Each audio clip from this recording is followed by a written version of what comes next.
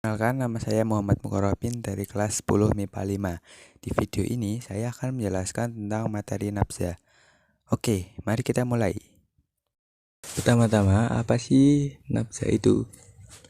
Nabza atau narkoba adalah zat atau bahan yang berbahaya yang mempengaruhi kondisi kejiwaan atau psikologi seorang, baik itu pikiran, perilaku, ataupun perasaan seorang, di mana efek samping dari penggunaan obat ini adalah kecanduan atau menyebabkan ketergantungan terhadap zat atau bahan ini. Ada beberapa yang termasuk narkoba atau nabza, yaitu 1. Narkotika. Narkotika adalah zat atau obat yang berasal dari tanaman maupun bukan dari tanaman, baik itu sintesis maupun semi-sintesis, yang dapat menyebabkan penurunan dan perubahan kesadaran, mengurangi atau menghilangkan rasa nyeri, dan dapat menimbulkan ketergantungan. Narkotika terdiri dari 3 golongan, yaitu golongan 1.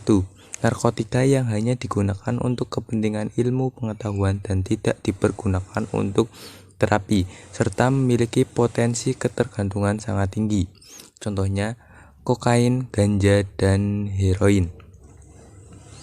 Golongan 2. Narkotika yang dipergunakan sebagai obat penggunaan sebagai terapi, atau dengan tujuan mengembangkan ilmu pengetahuan, serta memiliki potensi ketergantungan sangat tinggi. Contohnya, morfin dan petidin. Golongan 3. Narkotika yang digunakan sebagai obat dan penggunaannya banyak dipergunakan untuk terapi serta dipergunakan untuk pengembangan ilmu pengetahuan dan memiliki potensi ketergantungan ringan. Contohnya, kodein.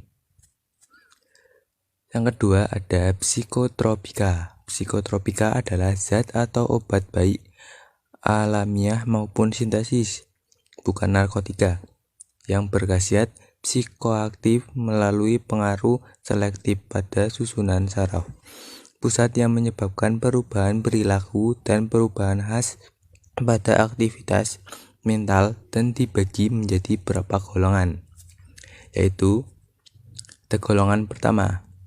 Golongan pertama apa aja? Yaitu psikotropika yang digunakan untuk pengembangan ilmu pengetahuan dan tidak dipergunakan untuk terapi dan memiliki sindrom ketergantungan kuat. Contohnya, ekstasi. Terus golongan 2 yaitu psikotropika yang dipergunakan untuk pengobatan dan dapat digunakan sebagai terapi serta untuk tujuan pengembangan ilmu pengetahuan dan memiliki sindrom ketergantungan kuat. Contohnya, amfetamin. Golongan ketiga yaitu psikotropika yang digunakan sebagai obat dan banyak digunakan sebagai terapi serta untuk tujuan pengembangan ilmu pengetahuan dan memiliki sindrom ketergantungan sedang. Contohnya, phenobarbital. Golongan keempat yaitu psikotropika yang dipergunakan sebagai pengobatan dan banyak dipergunakan untuk terapi serta digunakan untuk pengembangan ilmu pengetahuan dan memiliki sindroma ketergantungan ringan. Contohnya, diazepam dan nitrazepam. Yang ketiga ada zat adiktif. Zat adiktif adalah bahan atau zat yang berpengaruh psikoaktif di luar narkotika dan psikotropika. Meliputi 1. Ada minuman beralkohol. Minuman beralkohol mengandung etanol, etil alkohol yang berfungsi menekan susunan saraf pusat dan tidak digunakan secara bersamaan dengan psikotropika dan narkotika, maka akan memperkuat pengaruh dalam tubuh. Ada 3 golongan minuman yang beralkohol, yaitu golongan A, kadar etanol 1-5%, golongan B, kadar etanol 5-20%, golongan C, kadar etanol 20-45%. 2. Inhalasi. Inhalasi adalah gas hirup dan solven atau zat pelarut mudah menguap berupa senyawa organik yang terdapat di berbagai barang keperluan rumah tangga, kantor, dan sebagainya. Ketiga, ada tembakau. Tembakau adalah zat adiktif yang mengandung nikotin dan banyak digunakan di masyarakat. Terus efek menggunakan narkoba atau nafza. Itu ada beberapa golongan. Golongan pertama, golongan depresan, merupakan jenis nafza yang menyebabkan atau mengurangi aktivitas fungsional tubuh sehingga membuat penggunanya menjadi tenang dan membuat tertidur, bahkan bisa tidak sadarkan diri. Contoh pada golongan depresan adalah ada opioida atau morfin, heroin, dan kodein. Terus ada sedatif atau penenang, dan ada hipnotik atau obat tidur, dan tranquilizer atau anti cemas.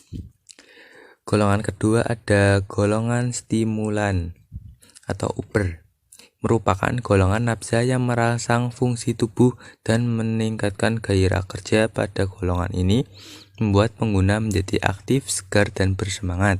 Contohnya adalah amphetamine atau sabu dan ekstasi. Terus ada cokain. Golongan ketiga adalah golongan halusinogen. Golongan halusinogen adalah golongan nafza yang membuat penggunanya berhalusinasi, yang bersifat mengubah perasaan dan pikiran sehingga perasaan dapat terganggu. Contohnya adalah kanabis atau ganja. Selanjutnya ada bahaya narkoba. Penggunaan narkoba dapat menyebabkan efek negatif yang dapat menyebabkan gangguan mental dan perilaku, sehingga menyebabkan terganggunya sistem neurotransmitter pada susunan saraf pusat di otak. Gangguan pada sistem neurotransmitter akan menyebabkan terganggunya fungsi kognitif atau alam pikiran, afektif atau alam perasaan, mood dan emosi, dan psikomotor atau perilaku serta aspek sosial. Seorang penyandu narkoba, semakin lama penggunaan narkoba akan membutuhkan dosis yang lebih tinggi demi dapat merasakan efek yang sama.